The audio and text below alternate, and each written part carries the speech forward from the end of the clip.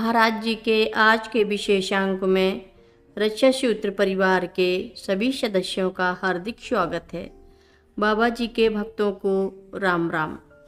आश्रम के बाहर वाले तालाब में ब्रह्म मुहूर्त में स्नान करने के उपरांत सूर्य को अर्घ्य देते समय ऐसा लगता जैसे सूर्य की किरणें उनके रोम रोम में ऊर्जा का स्पंदन कर रही हों। अब इसी तालाब में जाने कितनी देर तक बाबा जी कमर तक पानी में खड़े होकर साधना करते।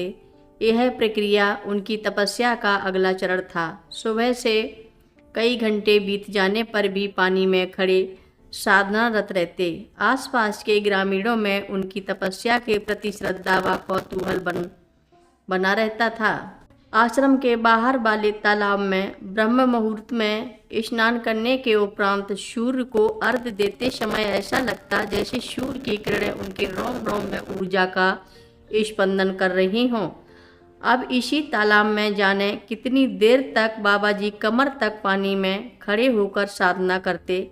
यह प्रक्रिया उनकी तपस्या का अगला चरण था। सुबह से कई घंटे बीत जाने पर भी पानी में खड़े साधनारत रहते।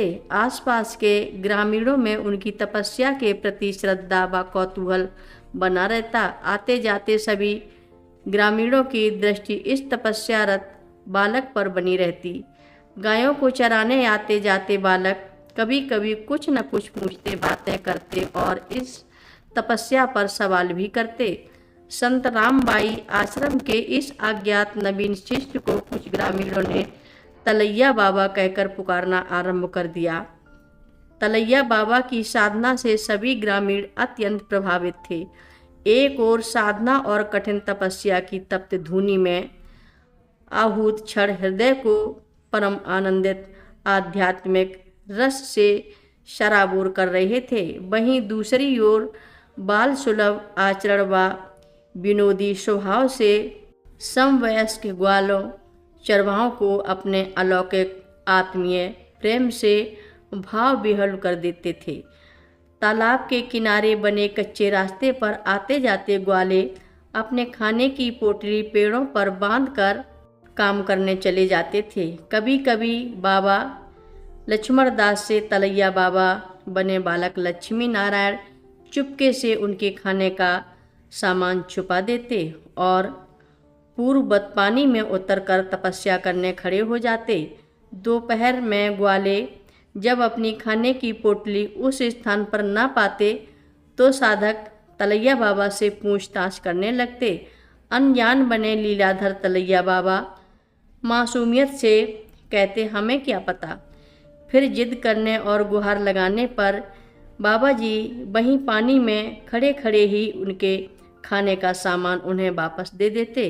कभी कभी ग्वालों को आश्चर्य भी होता कि तलैया बाबा तो एक पतला सा शॉल तन पर लपेटे हुए खड़े हैं, फिर वे उनकी सारी भोजन सामग्री उन्हें कैसे वापस कर देते हैं।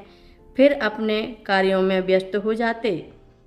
वे इन बातों पर अधिक ध्यान नहीं देते। कभी कभी ग्रामीण बालक प्रेमवश उनसे बहुत सारी बातें पूछने लगते और वे भी विनोदी स्वभाव में कभी हंसकर सबका जवाब देते या कभी साधना में ध्यानरत होते अधिक वार्तालाप नहीं करते, बस अपनी ध्यानावस्था में परम आनंदित रहते। आते जाते ग्रामीण उनकी ओर वरवशी आकृष्ट होने लगे।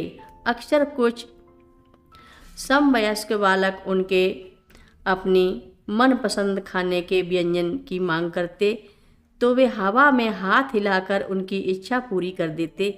अपनी मनपसंद मिठाई जैसे जलेबी, बर्फ़ी इत्यादि सामग्री मंगाकर ग्रामीण बालक आश्चर्यचकित होकर देखते रह जाते। वे सोचते, तलैया बाबा तन पर ओढ़े एक पतले से शॉल में इतनी सारी वस्तुएं कैसे संभाल सकते हैं। उनका चमत्कारी स्वभाव सभी के लिए कौतूहल का विषय बना था। उनके चमत्कारों की चर्चा धीरे धीरे ग्राम्य समाज में होने लगी और कुछ ग्रामीण उन्हें चमत्कारी बाबा के नाम से पुकारने लगे।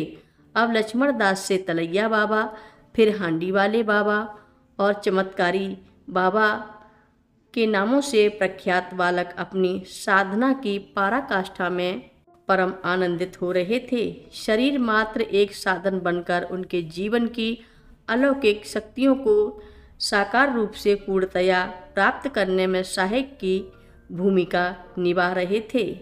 उनकी पावन आत्मा परमात्मा के बीच अगम अगोचर स्वरूप में विलीन होते हुए जीवन को वही आकार और दशा प्रदान करने लगी थी जिसके लिए जन्म जन्मांतरों की साधना के बाद उनकी आत्मा ने शरीर को मूक भाषा में साधना की कठिन तपस्या के द्वारा जनोद्वार हेतु प्रेरित किया था। साधना का अत्यंत कठिन दुरूह क्रम शरीर को ध्यानावस्थित कर परमात्मा में इस प्रकार एकाकार हो जाता कि बालक लक्ष्मण दास को अपनी सुध नहीं रहती।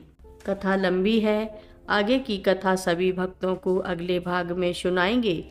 हर रोज महाराज जी की कथाएं सुनने के लिए सभी भक्तों का धन्यवाद।